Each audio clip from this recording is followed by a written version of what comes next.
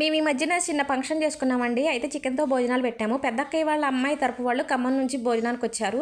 భోజనాలు అయిపోయిన తర్వాత ఇంటికెళ్ళేటప్పుడు ఈయన గారితో మామయ్య భోజనాలు మంచిగా చేపిచ్చాను. మటన్ చాలా బావుంది. టేస్ట్ బావుంది అని అన్నది ఒక అమ్మాయి. అయితే మేమిద్దరం ఒకళ్ళ మొహాలు ఒకళ్ళని చూసుకొని నవ్వుకున్నామండి. ఎందుకంటే మేము పెట్టింది చికెన్ అయితే మటన్ ఎక్కడి నుంచి వచ్చిందని మేమన్నాం.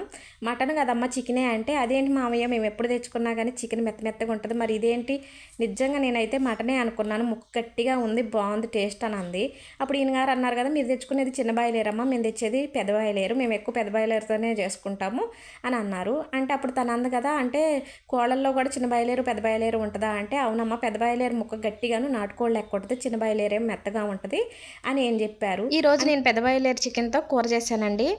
నేను చేసిన విధానం మీకు చెప్పకపోయినా చూసిన వీడియో మీకు అర్థమైపోయే ఉంటుంది. మీరు కూడా ఇలా చేసుకోండి, చాలా బాగుంటుంది. ఈ వీడియో నచ్చినట్లయితే కంపల్సరీగా లైక్ కొట్టండి అబ్బా.